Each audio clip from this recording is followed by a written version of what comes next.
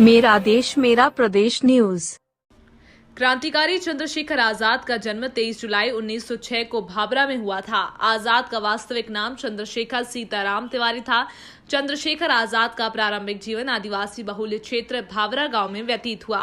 भीड़ बालकों के साथ रहते रहते चंद्रशेखर आजाद ने बचपन में ही धनुष बाण चलाना सीख लिया था। चंद्रशेखर आजाद की माता जगरानी देवी उन्हें संस्कृत का विद्वान बनाना चाहती थी, इसलिए उन्हें संस्कृत सीखने के लिए काशी विद्यापीठ बनारस भेजा गया। दिसंबर 1921 में जब गांधी जी द्वारा असहयोग आंदोलन की शुरुआत की गई, उस समय मात्र 14 वर्ष की उम्र में चंद्रशेखर आजाद ने इस आंदोलन में भाग लिया, जिसके परिणाम स्वरूप उन्हें गिरफ्तार कर मजिस्ट्रेट के समक्ष उपस्थित किया गया। जब चंद्रशेखर ने उनका नाम पूछा गया तो उन्होंने अपना नाम आजाद और पिता का नाम स्वतंत्रता बताया। यहीं से चंद्रशेखर सीताराम तिवारी का नाम चंद्रशेखर आजाद पड़ गया था।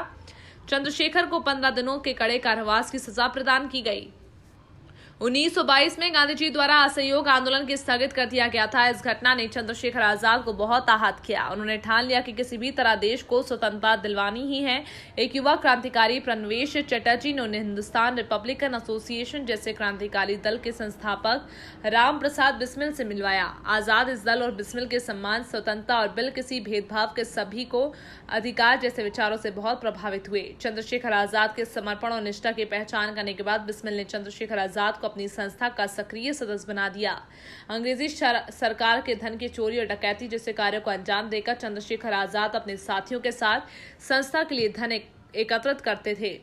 लाला लाजपत राय की हत्या का बदला लेने के लिए चंद्रशेखर आजाद ने अपने साथियों के साथ मिलकर सैंडर्स की हत्या भी की थी। आजाद का यह मानना था कि संघर्ष की राह में हिंसा होना कोई बड़ी बात नहीं है, इसके विपरीत हिंसा बेहद जरूरी है। जलियांवाला बाग जैसे अमानवीय घटनाक्रम जिसमें हजारों निहत्थे और बेगुनाहों पर गोलियां बरसाई गईं, चंद्रशेखर आजाद को बहुत आहत किया, जिसके बाद उन्होंने हिंसा को ही अपना मार्ग बना लिया। साथ ही साथ चंद्रशेखर आजाद ने एक निर्धारित समय के लिए झांसी को अपना गढ़ बना लिया है। झांसी से 15 किलोमीटर दूर ओरछा के जंगलों में वे अपने साथियों के साथ निशानेबाजी किया करते थे। अचूक निशानेबाजी होने के कारण चंद्रशेखर आजाद दूसरे क्रांतिकारियों को प्रशिक्षण देने के साथ साथ पंडित हरिशंकर ब्रह्मचारी के छद्मधाम से बच्चों के अध्यापन का कार्य भी करते थे।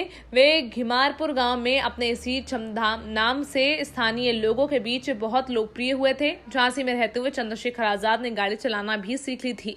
1925 में हिंदुस्तान रिपब्लिकन एसोसिएशन की स्थापना की गई। 1925 में काकोरी कांड हुआ, जिसके आरोप में अशफाक उल्ला खान, बिस्मिल समेत अन्य मुख्य क्रांतिकारियों को मौत की सजा सुनाई गई, जिसके बाद चंद्रशेखर ने संस्था का पुनर्गठन किया। भगवती चरण वोहरा के संपर्क में आने के बाद चंद्रशेखर आजाद भगत सिंह, सुखदेव, राजगुरु के भी निकट आ गए। इसके बाद भगत सिंह के साथ मिलकर चंद्रशेखर आजाद ने अंग्रेजी हुकूमत को डराने और भारत से खदेड़ने का हर संभव प्रयास किया।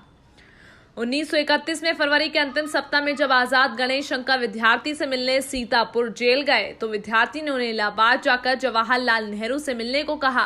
चंद्रशेखर आजाद जब नेहरू से मिलने आनंद भवन गए तो उन्होंने चंद्रशेखर की बात सुनने से भी इनकार कर दिया। गुस्से में वहां से निकलकर चंद्रशेखर आजाद अपने साथी सुखदेव राज के साथ एल्फ्रेड पार्क चले गए। वे सुखदेव के साथ आगामी योजनाओं के विषय में बात ही कर रहे थे कि पुलिस ने उन्हें घेर लिया, लेकिन उन्होंने बिना सोचे अपनी जेब में से पिस्तौल निकालकर गोलियां दागनी शुरू कर दी।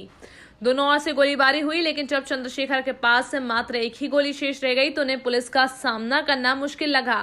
चंद्रशेखर आजाद ने पहले ही ये प्रण किया था कि वे कभी भी जिंदा पुलिस के हाथ नहीं आएंगे। इसी प्रण को निभाते हुए वे बची हुई गोली खुद को मार ली।